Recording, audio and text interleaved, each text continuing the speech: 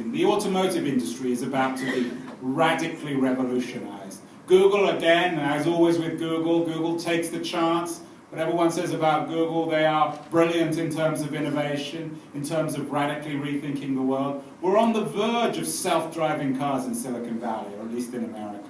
I put on an event called Futurecast, and one of the first events we did with AT&T and Ericsson is we talked about the future of the self-driving car.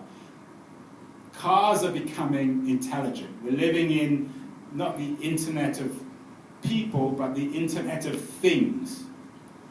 Cars will become so intelligent that they'll know where to go. We'll no longer drive cars. This is going to radically change the nature of the car industry, manufacturing. It's going to mean that safety, that the obsession with safety no longer is that relevant. Millions of people die every year from car crashes. It's going to be one of the great benefits, I think, of the digital revolution. But again, data is key. Why is Google pioneering self-driving cars? Why are they pouring billions of dollars into research? Why are they the ones with Google cars out on the street, self-driving cars out on Silicon Valley? Data, of course. Because when we sit in a Google car, self-driving car, Google not only will know what we think, but where we're going. Imagine the opportunities and challenges. Imagine from a banking point of view. You're in a self-driving car, they're going to know where you are. Banks can have special offers. You drive past you drive past Maybank and suddenly they know who you are. The interest rates may come down or up, depending on who you are. You laugh, but that is the nature of marketing in this digital age.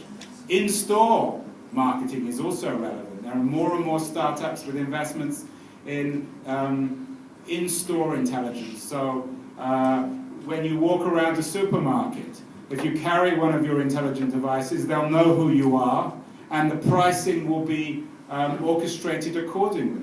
And they'll know your buying history. So when you walk into a supermarket, or perhaps a bank, they will know so much about you that they will be able to offer you things that they know will interest you. Marketing enables more and more personalization. Now, a lot of you might think that's great, because it is great in a sense. They know who we are. The old problem with marketing, of course, is that you switch on the American TV and all you're doing is seeing adverts for trucks, even though none of us would ever buy a truck. In the new age, of course, they know you won't buy trucks. In the new age, they know your interests, your buying habits, your movements, who you are, who your family is. The problem, of course, again, is of privacy. But at what point do you become loved or hated by the consumer? That's one of the great challenges, I think, for marketers, particularly in banking, but elsewhere as well. How much can you get away with consumers? How much privacy do you respect? But self-driving cars are really interesting. Self-driving cars and wearable computers are the things that are reshaping Silicon Valley.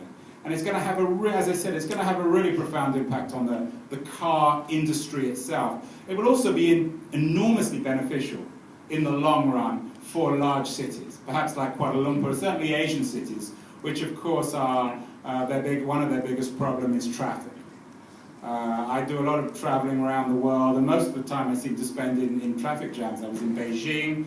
I spent probably 80% of my time inside a traffic jam. I was in Sao Paulo in Brazil, the same thing. Intelligent traffic, intelligent cars will do away. So in many ways, it's really exciting. In many ways, this is a revolution that changes everything in terms of efficiency, security, health. But in other ways, in terms of, again, privacy and data, it brings up more questions and challenges than solutions.